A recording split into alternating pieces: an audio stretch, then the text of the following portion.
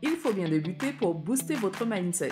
Le podcast dédié à toutes les personnes qui aspirent à propulser leur développement personnel et professionnel en quelques minutes seulement. Je suis Ingrid et moi Valérie, deux expertes en ressources humaines qui vous partagent des tips et nous sommes enchantés de vous accueillir. Prêts à booster votre mindset? Alors installez-vous confortablement et laissez-vous guider par l'épisode du jour. Bonne écoute.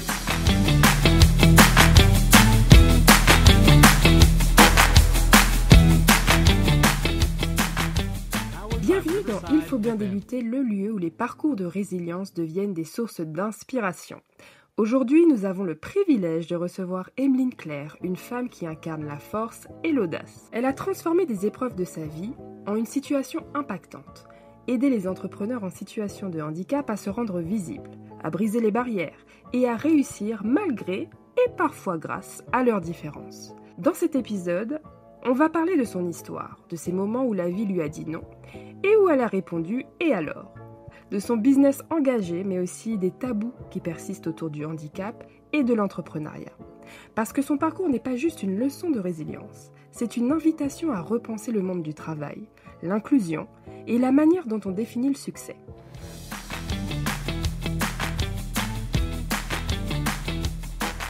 Bienvenue Emeline.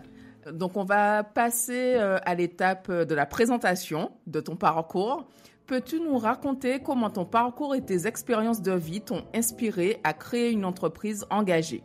Salut les filles. Alors il faut savoir déjà que moi je suis malade depuis mes 6 ans et que ma mère est tombée malade quand j'avais 3 ans. Donc j'ai littéralement grandi dans le milieu du handicap. Et en fait, c'est surtout venu quand j'étais en master. J'ai fait un master en stratégie de communication politique où on était vraiment libre de choisir nos sujets. Et naturellement, je me suis de plus en plus intéressée aux associations sur le handicap. Et j'ai vu en fait toutes les difficultés que d'autres pouvaient avoir que j'avais pas nécessairement eu parce que clairement, j'ai fait un parcours classique. Donc je suis très chanceuse d'avoir eu cette chance. Et en fait, plus j'en apprenais et plus ça me mettait en rogne. Au début, j'ai essayé de faire changer les choses depuis l'intérieur des entreprises. Et au final, en fait, à force de tirer sur la corde pour passer par la porte, puis par la fenêtre, puis par la bouche d'aération et tout ce qu'on veut, parce qu'en fait, il n'y a rien qui fonctionne, j'ai fini à l'hôpital. Et là, je me suis dit, ok, soit je retourne dans le salariat, au risque que ça recommence, soit je prends une autre voie. Et du coup, j'ai décidé de lancer ma boîte. Ok, très clair. Merci pour cette présentation. Qu'est-ce qui t'a fait franchir le pas du salariat à l'entrepreneuriat, du coup? Alors, du coup, j'étais à l'hôpital. Donc, on va dire que j'étais déjà dans une situation qui prêtait à la réflexion. Hein. Le médecin m'a clairement dit, c'est le stress, en fait, qui vous a fait ça. D'accord.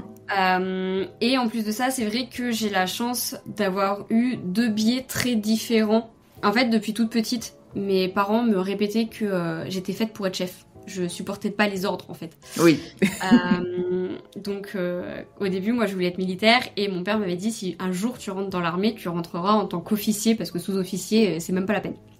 Ok. Et quand j'ai passé mon oral de jury de dernière année de master, donc pour avoir mon diplôme, et que j'ai dit que j'avais déjà trouvé un contrat en salarié, le jury, en fait, m'a regardé, il m'a littéralement dit mais qu'est-ce que tu vas foutre dans le salariat? Ah oui. Donc là, je me souviens, j'étais restée un peu con, en mode comment ça, genre, je vous dis que j'ai déjà trouvé du travail alors que je suis pas diplômée, je m'attendais à des félicitations. Et en fait, ils m'ont dit mais t'as rien à foutre dans le salariat, lance ta boîte. Oui, donc en fait, tout le monde avait un peu vu ton profil, mais pas toi. Tu n'en étais pas encore consciente. C'est parlant.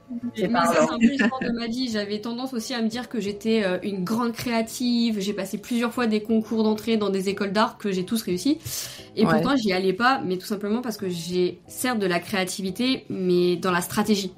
D'accord, ok. Donc l'art me plaît, mais... Ok, très clair. Et si on passait au défi, quels ont été les obstacles les plus inattendus lors du démarrage de ton activité? Oula. Je pense que celui qui m'a fait le plus mal, ça a été mon tout premier rendez-vous avec la CCI. Ouais. Où quand j'ai expliqué mon parcours, le conseiller s'est littéralement mis à rigoler. Non. En me disant que fallait que je laisse tomber mon idée. En fait, je pourrais jamais en vivre. C'était bien pour en faire du bénévolat, mais ça s'arrêtait là. Ah oui, quand même. Ok. Et vraiment, je suis ressortie de ce rendez-vous. Je pense que ça a duré 10 minutes à peine. Et vraiment, j'étais en mode, je me suis foirée à ce point-là? Ou qu'est-ce qui se passe là? Donc, ouais, ça doit être assez choquant, ça, tout ça. Ouais, la première étape, ça a été vraiment de se dire, ok, il va falloir que j'aille contre l'opinion, en fait, finalement, d'une grande majorité, parce qu'après, ça a été le premier, mais loin d'être le dernier à me dire la même chose. D'accord. Et après, je dirais que le deuxième plus gros obstacle que j'ai dû affronter, c'est moi-même. Dans quel sens? Dans le sens où... Voilà, je me suis lancée, j'étais pas dans la meilleure partie de ma vie, j'ai un peu tout remis en question, mes compétences, mon objectif de vie, est-ce que je faisais ça parce qu'on me disait de faire ça, est-ce que je faisais ça parce que j'avais envie de faire ça.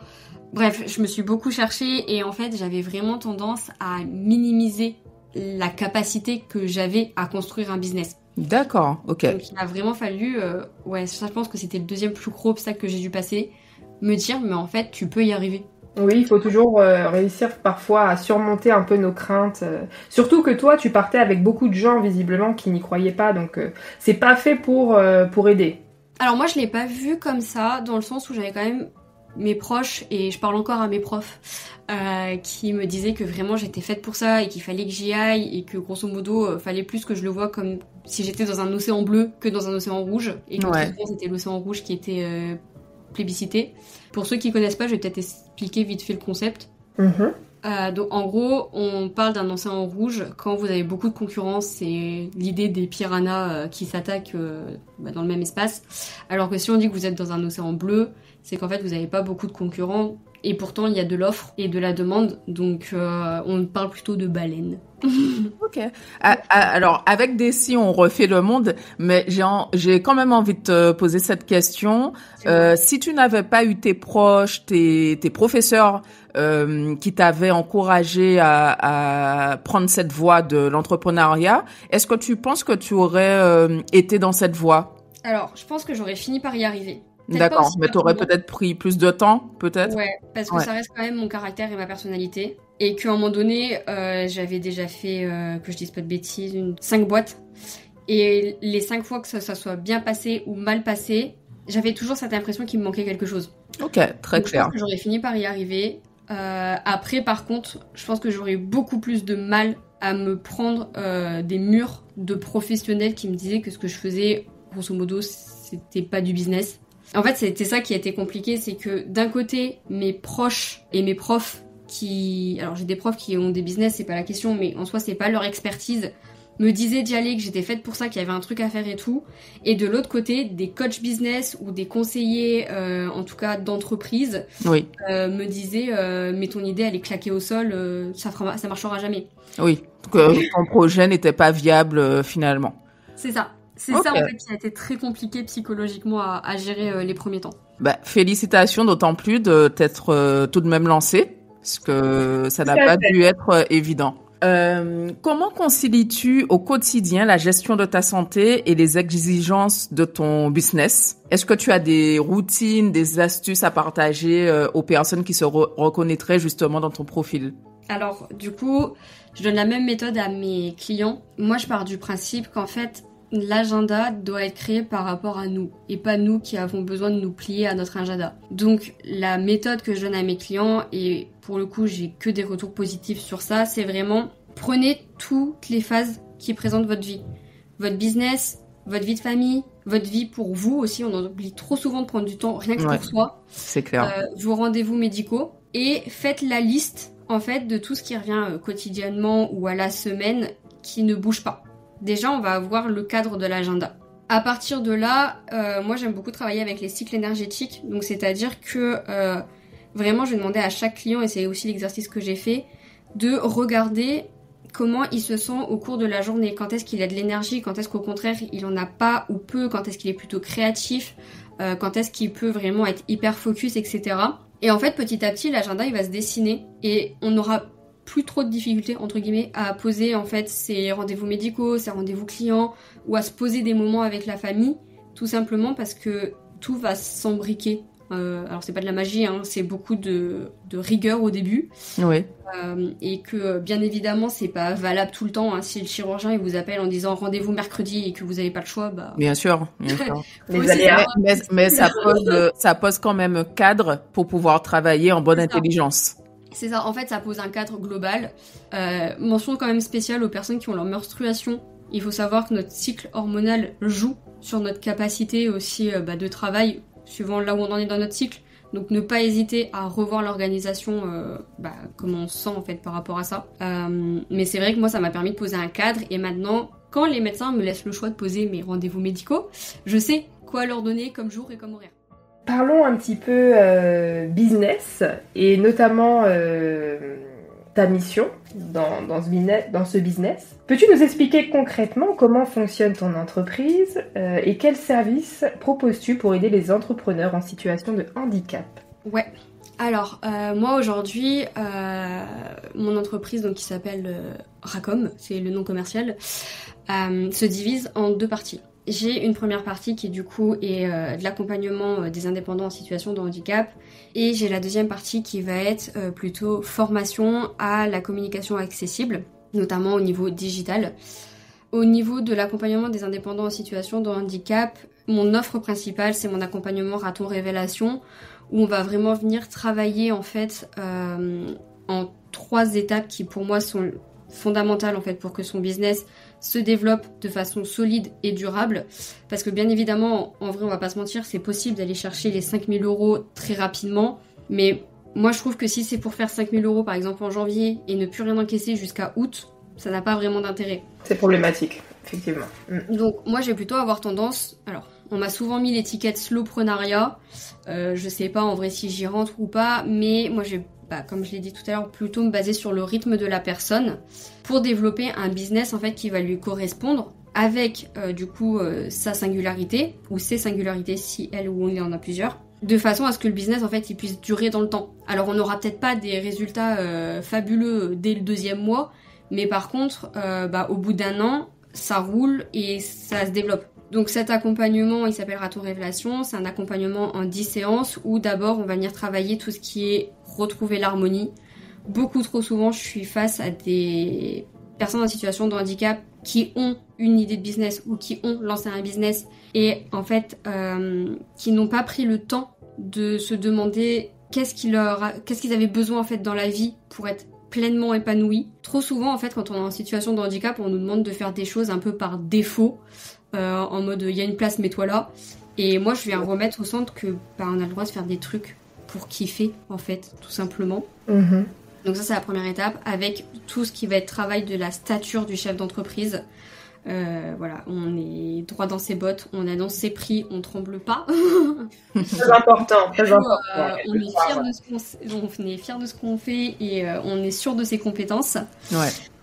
Deuxième partie, du coup, on travaille sur tout ce qui est l'organisation, justement, pour trouver quelle méthode d'organisation nous convient, peut durer dans le temps, gérer toutes les sphères, etc.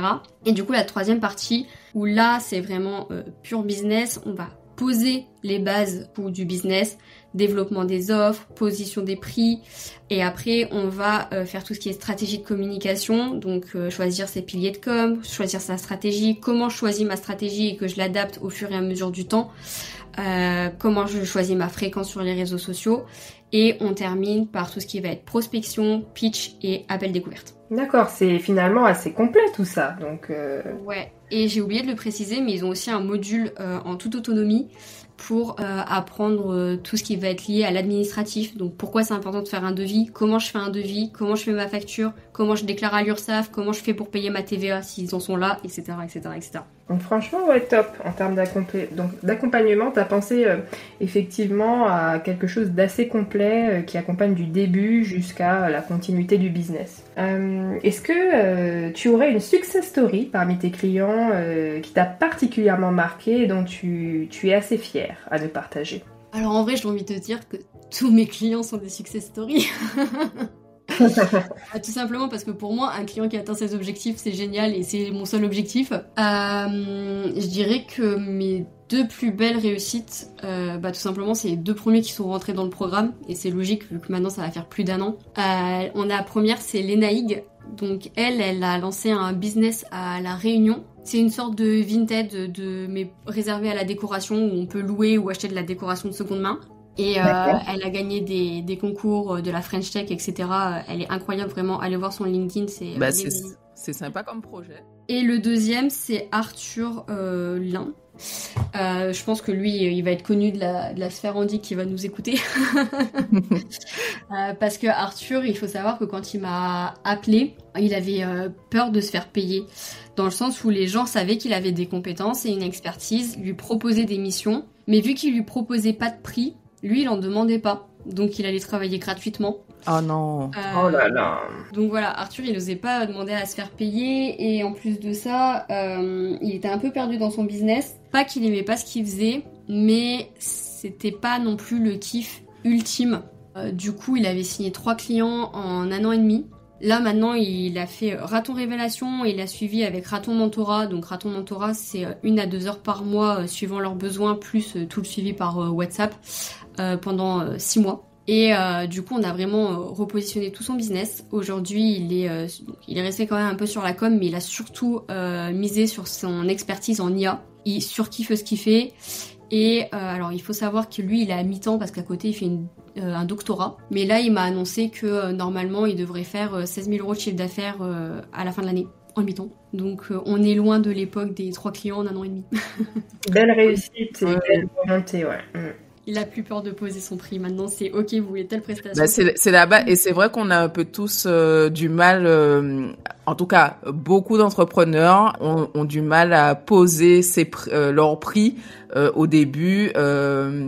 Et je me reconnais bien par rapport à ce sujet parce que moi, je sais que plusieurs fois, j'ai travaillé gratuitement aussi. Hein. Après, en vrai... Excuse-moi, je me permets de te couper. Oui, moi, oui. j'ai pas le gratuit, mais il y a certaines conditions en fait. Exactement. Parce que j'hésite pas encore à le faire aujourd'hui, mais c'est comme tu dis, il faut poser un cadre et c'est dans une juste mesure. C'est ça. Tout à fait. Moi, je sais que par exemple, j'aime bien faire du troc. Donc je me suis mis par exemple une limite de 2 trocs par trimestre. Donc c'est-à-dire que oui, je vais faire une prestation gratuite, mais en face, la personne m'offre également une prestation dont j'en ai besoin. Hein. Je prends bien évidemment des trocs dont j'ai besoin. Et sinon, si vraiment c'est du 100% gratuit, en fait, j'essaye de calculer la balance temps passé, énergie donnée, etc. Exactement. avec kiff et ce que je peux en ressortir. Est-ce que la balance elle est dans le positif ou dans le négatif? Et à partir de là, je décide si je dis oui ou si je dis non. Je dois dire que j'aime beaucoup tes astuces Elles sont vraiment top. de décision et en fait, ça me parle totalement.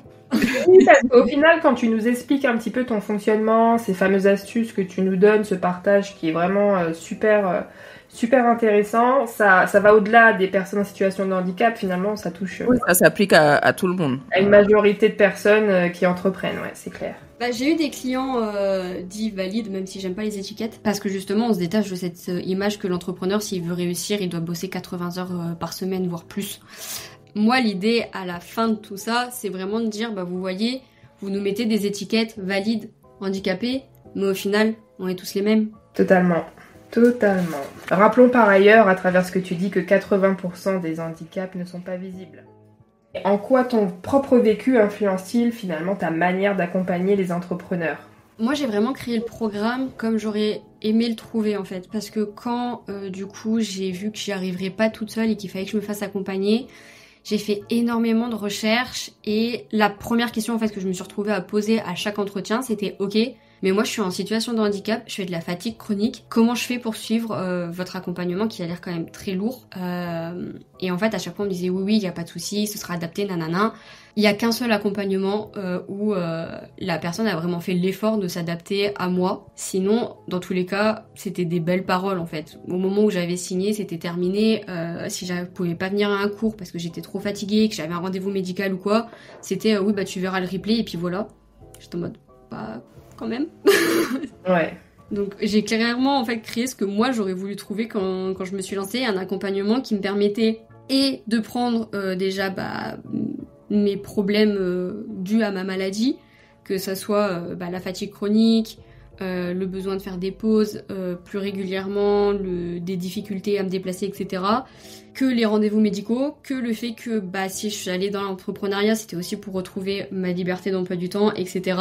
Et après, j'ai tout simplement choisi les thématiques comme moi j'aurais aimé qu'on me les apporte, parce qu'il y a un accompagnement où j'ai fait un peu de mindset, il y a un accompagnement où j'ai fait un peu d'organisation, il y a un accompagnement où j'ai fait un peu de stratégie, etc. Et juste, j'ai pas compris pourquoi personne ne rassemblait, parce que c'est l'ensemble de tous ces éléments qui font que ça va marcher.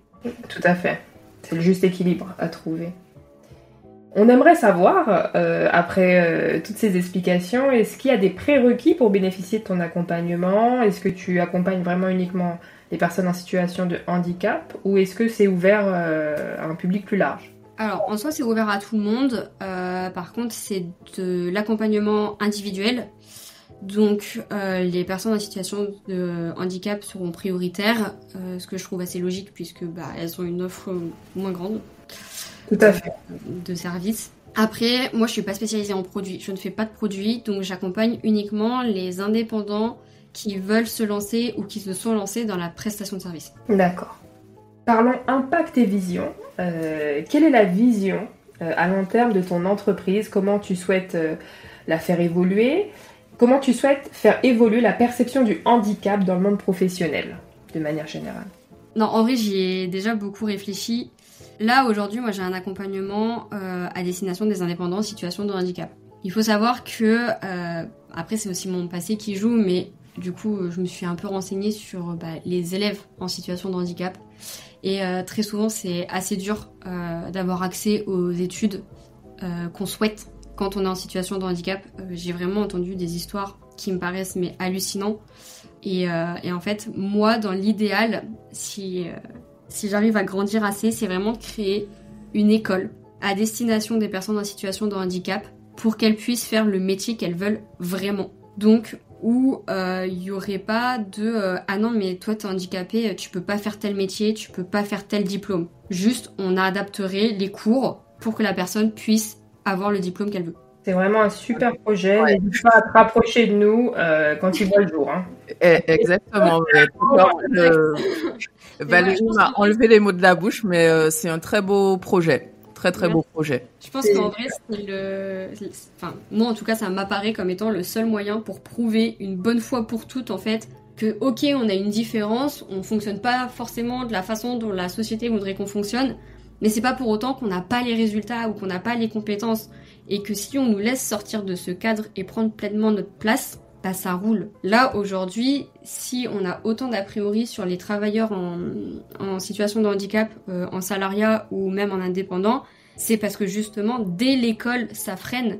Moi, je me souviens, j'ai passé mon bac au moment où on m'a diagnostiqué, et du jour où j'ai eu mon diagnostic, bon, j'étais pas première de la classe, mais j'étais pas non plus mauvaise, je crois que j'étais autour de 13 ou 14 de moyenne générale pour un bac S. C'est plutôt très bien. Hein. C'est très bien. Pas mal du tout. Mon diagnostic, ma prof principale est venue me voir en me disant, de toute façon, maintenant t'as un boulet, tu ne feras jamais d'études. Waouh, mais t'as vraiment eu des personnes particulières durant ton parcours. En fait, c'est ça qu'on se rend pas compte, c'est que c'est incroyable. Rare de dire à un élève en situation de handicap, tu ne feras pas d'études. Alors qu'en soi, mon cerveau fonctionnait très bien. Je comprenais pas pourquoi d'un seul coup je pouvais pas faire d'études. Oh là là, c'est grave. Et même là, on le voit encore dans la presse quand il y a des parents qui demandent à ce que des élèves soient exclus parce qu'ils ont un TDA ou un TSA ou que sais-je. Mais je comprends même pas qu'on peut réfléchir comme ça en fait. Il vous a rien fait cet enfant. Là, je pense qu'on est confronté effectivement à malheureusement un manque de moyens et aussi, hein. Oui. Parfois en tout cas, mais effectivement en tout cas ton projet d'école pour moi ça c'est la vraie définition de l'inclusion, où effectivement au lieu de partir de personnes valides, on partirait de personnes effectivement qui ont des besoins spécifiques par leur situation de handicap, et on leur donnerait toutes les chances de s'épanouir. Moi, je me retrouve beaucoup à travers ce que tu disais, c'est-à-dire des paroles extrêmement blessantes parfois de personnes. Parce que quand je faisais mes études, moi, on m'avait dit aussi, c'était une année où je m'étais fait opérer. J'étais en train de me remettre tout doucement. J'ai quand même donné tout ce que je pouvais pour essayer de finir mon cursus. Et t'as une intervenante qui m'avait dit « Non mais je comprends pas comment c'est possible de rédiger un mémoire pareil. Qu'est-ce que vous faites là ?» Et donc en fait ça te donne une niaque et une énergie pour leur démontrer que ta place elle est bien là et que tu vas rester. Donc surtout n'écoutez pas ces gens qui veulent vous décourager. Je les écoutais pas parce que malheureusement c'est à double tranchant. Moi je sais que j'ai des amis en fait qui au fur et à mesure ont lâché leurs études parce que juste à force de leur répéter que c'était des merdes, on va pas se mentir, ils ont fini par le croire. Oui. C'est surprenant, c'est choquant surtout les remarques que tu as pu avoir tout au long de ton parcours finalement. Si tu pouvais changer une chose dans la société pour faciliter l'entrepreneuriat des personnes en situation de handicap, qu'est-ce que ça serait ? Les étiquettes. Bannissez les étiquettes. Arrêtez de vouloir ranger les gens dans des cases. Ouais, tout à fait. Claire, réponse claire et... Quel conseil pratique donnerais-tu à une personne en situation de handicap qui hésite à se lancer par peur des obstacles, justement ? Alors, déjà, je dirais la première question, c'est pourquoi tu te lances ? Parce que si tu te lances parce que t'as pas trouvé de place dans le salariat, et si tu te lances parce que t'es vraiment animé dans un projet, on va pas attaquer avec la même force, la même niaque et le même spectre de lecture.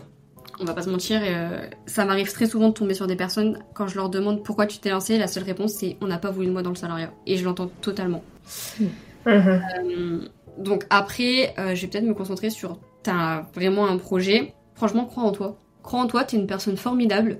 T'es une personne unique qui, en fait, a juste besoin de prendre confiance en toi. Peut-être te faire accompagner. Moi, je sais que c'est vraiment ce qui m'a aidée. Et il n'y a absolument pas de honte à ça. Mais surtout, arrête d'écouter les gens qui te disent que t'es pas capable et c'est pas possible pour toi, parce que c'est faux. Et que tu en es la preuve vivante, finalement. Mais c'est vrai, c'est vrai. Il y en a plein. LinkedIn, normalement, si on tape TIH ou handipreneur sur LinkedIn, il y a plein de profils incroyables à découvrir. Bien sûr, bien sûr. Il ne faut pas hésiter à s'inspirer justement de ton parcours, de parcours justement où on a osé, on a débuté. C'est ça. Et justement, en ce qui te concerne, qui sont tes modèles ou tes sources ou quelles sont tes sources de motivation dans ce parcours si exigeant ? Alors, je vais peut-être faire très cliché, mais les deux personnes qui m'inspirent le plus dans ma vie, c'est ma grand-mère et ma mère. Ben, écoute, c'est tout à ton honneur, tu as tout à fait le droit. C'est jamais cliché quand tu vois souvent le dévouement qu'elles portent justement à leur enfant en situation de handicap. Je me retrouve dans ce que tu dis. En fait, c'est même pas nécessairement ça, parce qu'au final, même si j'étais déjà en situation de handicap, mais sans diagnostic, j'étais aussi l'aidante de ma mère. Mais c'est surtout qu'en fait, ma grand-mère est une femme très forte, qui a mené de nombreux combats quand elle était jeune, et qui mène, je pense, le plus grand combat de sa vie aujourd'hui, parce qu'elle est atteinte de la maladie d'Alzheimer. Ouais. Et de l'autre côté, du coup, j'ai ma mère, qui, pareil, est une combattante incroyable, qui se bat du coup contre ces pathologies parce que la pauvre en a plusieurs, qui s'est battue pour ma sœur et moi parce que mon père était pas souvent là à cause de son travail et quand on est en situation de handicap, être seul avec 2 enfants c'est très compliqué et pour autant on a toujours pu faire tout ce qu'on voulait et je faisais beaucoup de sport, la pauvre elle en a fait des allers-retours.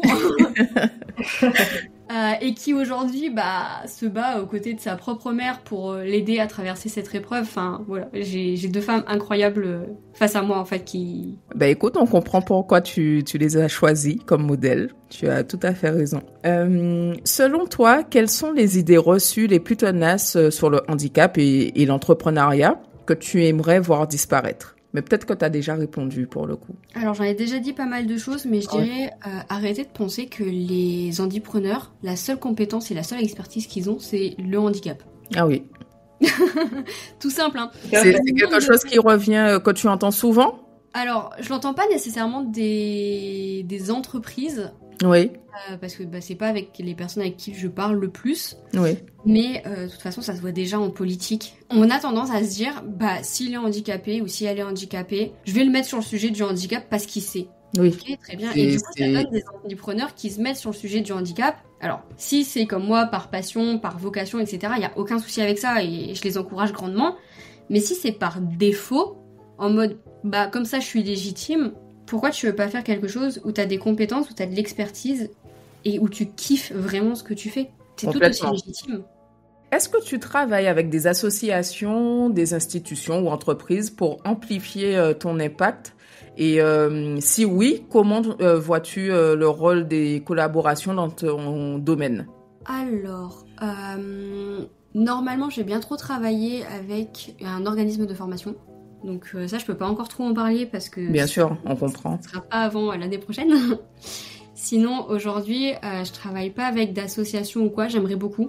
Voilà, il y a des choses qui sont en train de se mettre en place. J'essaye de pousser quelques portes parce que je me rends bien compte qu'à un moment donné, c'est génial d'aider les indépendants en situation de handicap. C'est génial d'aller donner des cours sur la communication accessible, de donner des formations sur la communication accessible, de faire prendre conscience en fait, quand on parle de handicap, c'est quoi concrètement le handicap et qu'en fait on est tous concernés. Mais à un moment donné, si j'ai vraiment envie d'aller casser ces étiquettes de valide et de handi, il faut que j'aille taper plus haut. Et du coup, j'essaye de pousser les grandes portes.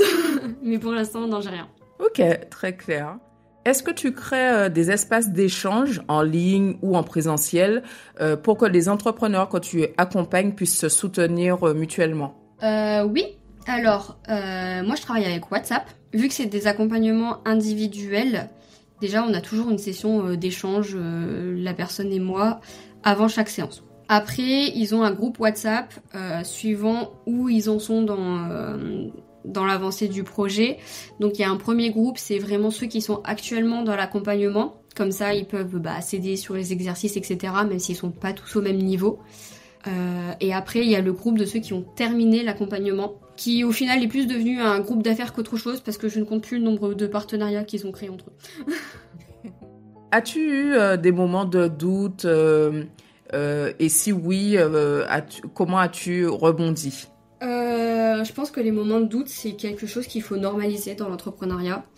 Je connais des entrepreneurs qui font des chiffres d'affaires annuels de dingue et qui pourtant elles ont toujours des moments de doute. Donc oui, j'en ai eu. Et d'ailleurs le dernier remonte à pas si longtemps, c'était le premier trimestre de cette année. À chaque fois, ce qui a fonctionné pour moi pour m'en sortir, ça a été de me faire accompagner. Okay. Soit je reprenais un accompagnement avec ma mentor, soit là j'ai pris un accompagnement business parce que je sentais que c'était la skill la plus fragile en fait que j'avais et j'avais besoin de reprendre confiance sur ce thème-là. Donc en fait, t'hésites pas à te faire aider dès que tu en ressens le besoin, dès que tu ressens une baisse de forme, que tu ne maîtrises pas un sujet.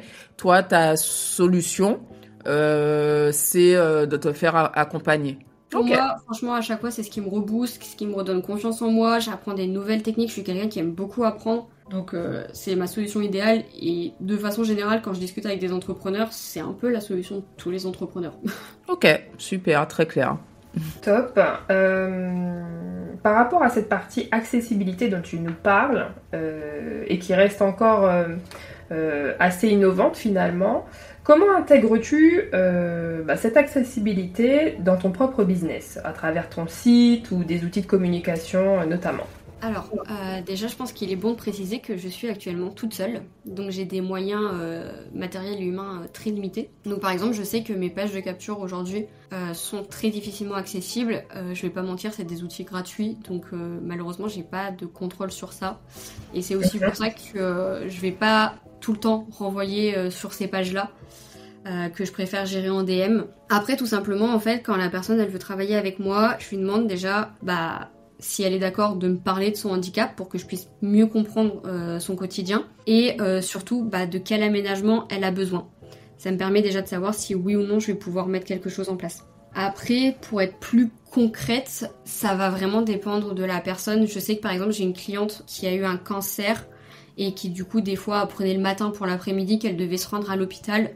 Donc on a adapté les séances pour dire qu'elle perde pas sa semaine parce qu'elle voulait vraiment avancer et qu'en même temps elle puisse aller à son rendez-vous tout gérer à sa façon. Après, pour tout ce qui est troubles 10, dyscalculie, dyslexie, dysorthographie, etc., tout simplement je demande à la personne de m'expliquer sa logique pour que je puisse m'adapter en donnant des exemples qui vont peut-être plus lui parler. Ça vaut aussi pour le TSA d'ailleurs.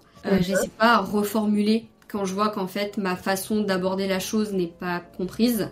Pour tout ce qui va être sourd et malentendant, j'ai une IA qui génère des sous-titres. Alors je sais que c'est très loin d'être parfait, mais au moins on a une base. Et si jamais je vois que Lia elle écrit n'importe quoi, je répète la phrase de façon à articuler vraiment fort pour être sûr que la phrase soit correcte. Et là, normalement, je vais bientôt travailler avec un malvoyant. Donc c'est clairement lui qui m'a guidée tout du long pour que ça lui soit accessible. Donc lui m'a demandé des PDF faits sur Canva.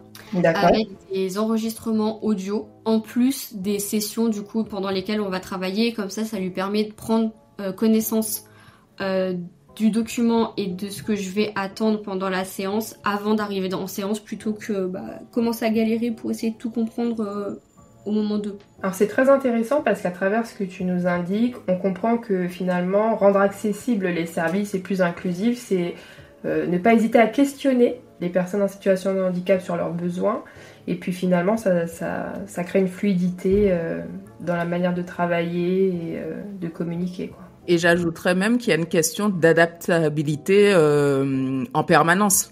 En quoi ton entreprise t'a-t-elle fait grandir personnellement? Alors, et as-tu découvert des forces en toi que tu ne soupçonnais pas?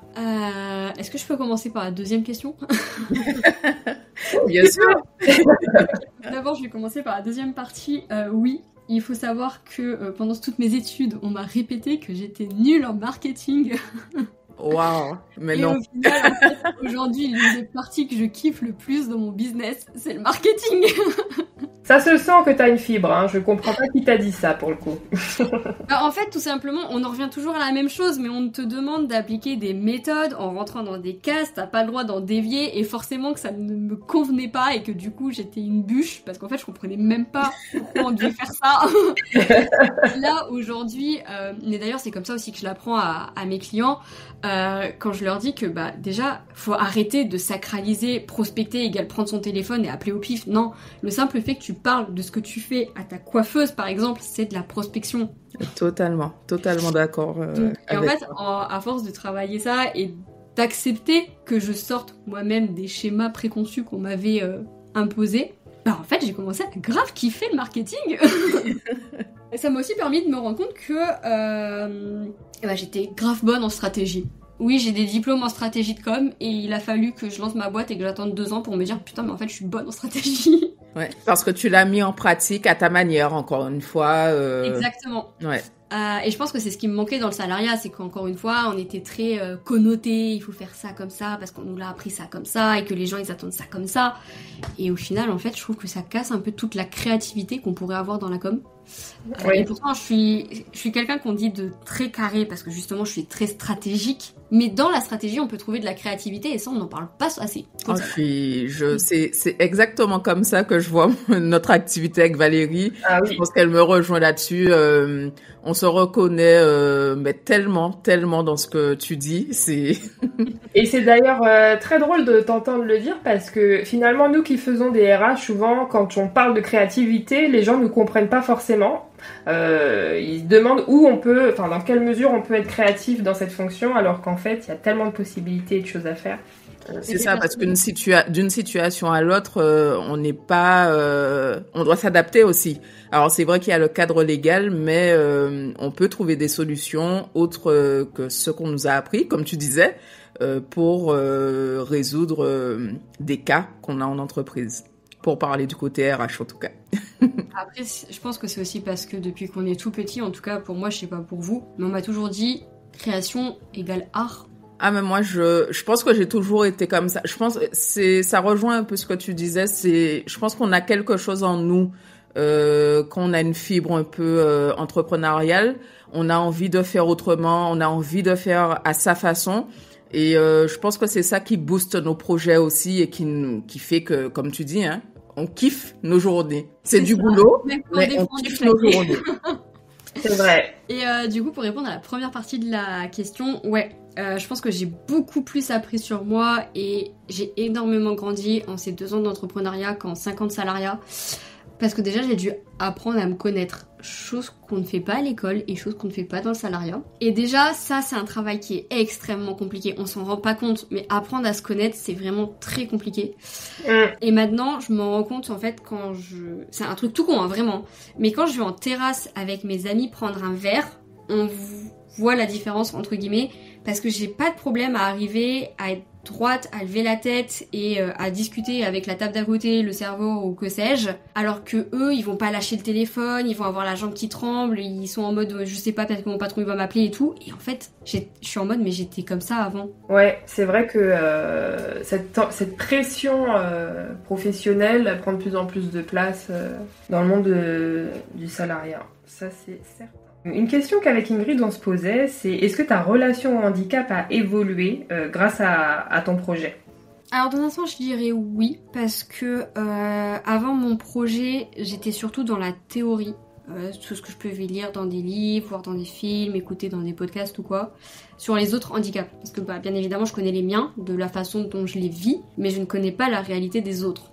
Et l'avantage en fait de mon business, et c'est pour ça que vraiment je kiffe rencontrer des entrepreneurs et encore plus travailler avec eux, alors pas pour le côté business mais pour vraiment comprendre la logique de leur cerveau derrière, c'est que ça me permet en fait finalement de gagner une expertise sur les différents handicaps et surtout sur les différentes façons de vivre son handicap, mais juste incroyable. Et moi derrière ça me permet aussi de donner le message en fait pendant mes formations, alors sans citer les personnes parce que je respecte toujours l'anonymat des gens, mais en citant juste des situations pour montrer que des fois ouais la société elle est dégueulasse et des fois en fait là où on pense que la personne elle va pas pouvoir, elle va s'en sortir parce que elle connaît son corps, elle connaît ses limites et c'est ok. Quel est le feedback le plus touchant que tu as reçu d'un client ou d'une cliente et pourquoi ça t'a marqué ? Alors son feedback en vrai il est très simple, elle m'a juste remercié. Et en fait, cette cliente, quand elle m'a appelée, elle allait vraiment très mal. Déjà, ça n'allait pas au niveau de son business, mais en fait, au fur et à mesure des séances, je me suis rendu compte que ça n'allait pas non plus au niveau de plusieurs échelles dans sa vie. Et du coup, je lui ai proposé mon aide pour lui trouver un professionnel de santé mentale qui pourrait l'accompagner sur ces autres thématiques que moi, je ne pouvais pas. Je ne suis pas professionnelle de santé et encore moins de santé mentale. Et elle a accepté, donc je l'ai vraiment aidée, on lui a trouvé un professionnel qui lui correspond parfaitement, qui depuis l'accompagne, je pense régulièrement, en tout cas aux dernières nouvelles, elle le voyait régulièrement. Et en fait, je dirais pas que je l'ai sortie du trou avant que ça soit trop tard, mais c'est un peu l'impression que j'ai eue. Et depuis, je pense que si elle m'a pas remercié 25 fois, elle ne l'a pas fait une seule fois. Non, c'est super parce que ça montre aussi que l'accompagnement, c'est pas uniquement... le business pur, c'est aussi les contacts, les relations. Et ouais, il y a plein de bénéfices finalement à se faire accompagner. Alors, tu y as déjà un peu répondu, mais sait-on jamais. Est-ce que tu envisages de diversifier tes services à l'avenir ? Tu nous as parlé d'une potentielle collaboration avec un organisme de formation, mais est-ce que tu t'imaginerais faire des conseils en entreprise, diversifier finalement tes activités Là, j'ai 2 projets en tête et ça va être une très grosse sortie de zone de confort pour moi le jour où je vais m'y lancer. Le premier, c'est que j'aimerais beaucoup faire des conférences. J'ai de plus en plus de gens qui viennent me voir en me disant que mon histoire est scalée et qu'il y a pas mal d'apprentissage dedans. Donc c'est vrai que j'aimerais bien tester la conférence, voir si ces personnes ont raison, est-ce que mon histoire elle a vraiment une plus-value ou pas. Et la deuxième chose que j'aimerais faire, c'est créer des week-end business pour entrepreneurs. Pourquoi ? Parce que aujourd'hui les week-end business ça existe, sauf que encore une fois on se heurte à la problématique que très souvent ce n'est pas accessible, surtout si vous êtes en fauteuil roulant par exemple. Et en plus de ça, ça me permettrait vraiment, j'ai une magnifique communauté. Mais aujourd'hui, c'est une communauté en ligne. Alors ceux qui... J'essaye de les rapprocher quand ils sont dans la même zone géographique. Je les mets en contact pour que potentiellement ils puissent faire du coworking ou se voir ou quoi ou qu'est-ce.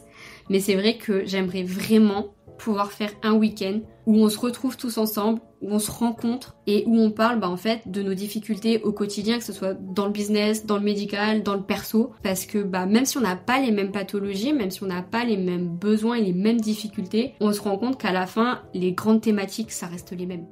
Écoute, j'aimerais te dire que je suis fan de tes projets, de tes futurs projets. On les valide totalement. Est-ce qu'il t'arrive de refuser des opportunités clients, partenariats, parce qu'ils ne collent pas tout simplement à tes valeurs? Est-ce que tu as des exemples? Alors oui, complètement, et j'invite absolument tout entrepreneur à le faire. Je me souviens d'une fois où j'ai quelqu'un qui voulait prendre l'accompagnement. L'appel découverte s'est vraiment pas bien passé. Elle était très speed, elle était très autoritaire, elle voulait m'imposer des choses, elle voulait pas faire de concessions. Bref, j'avais pas du tout le feeling et du coup je me suis dit mieux vaut ne pas y aller. Ok, c'est tout à fait logique. Si tu devais lancer un défi au potentiel futur entrepreneur en situation de handicap afin qu'il se lance, ça serait quoi? Prospecter? Pourquoi? Le plus dur, je pense, quand on se lance, en tout cas de ce que j'ai vu, c'est prospecter. Les gens ont horriblement peur de la prospection. Sauf que c'est justement en prospectant que, on va trouver sa façon de faire et que de deux, on va voir si son business a une opportunité ou pas.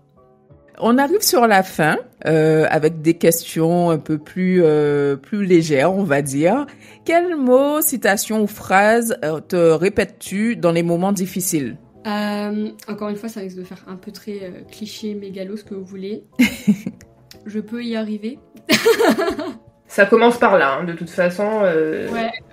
Après, je fais de la sophro et du coup, c'est un des exercices d'ancrage des pensées positives. Et c'est vrai que pour le coup, ça marche plutôt bien. Parce que oui, je fais un peu d'anxiété généralisée au passage. Ok. D'accord. Ben écoute, merci beaucoup pour ce moment d'échange, Emeline. On a vraiment beaucoup apprécié.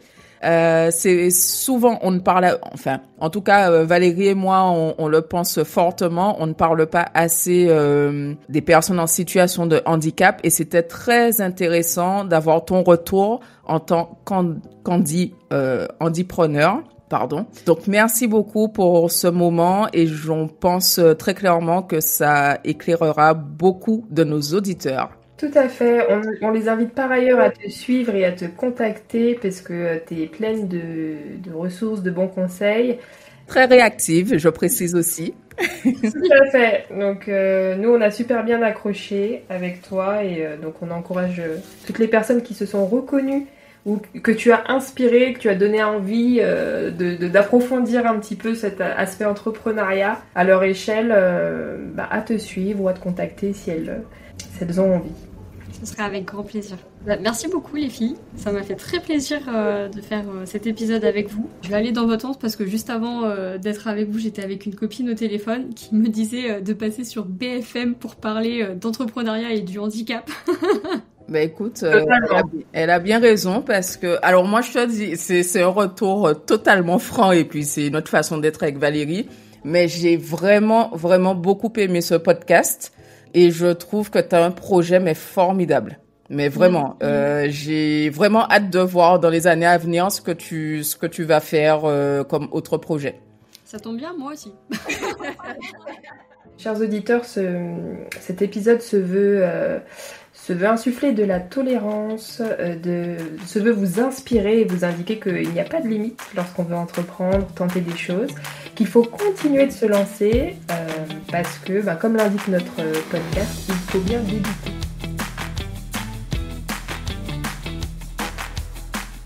Notre épisode d'Il faut bien débuter s'achève. Nous espérons que vous l'avez apprécié. N'hésitez pas à liker, commenter, suggérer de nouvelles thématiques. Sachez qu'il est possible de réserver avec nous une entrevue gratuite personnalisée de 15 minutes. Vous pouvez également nous retrouver sur nos différents réseaux sociaux.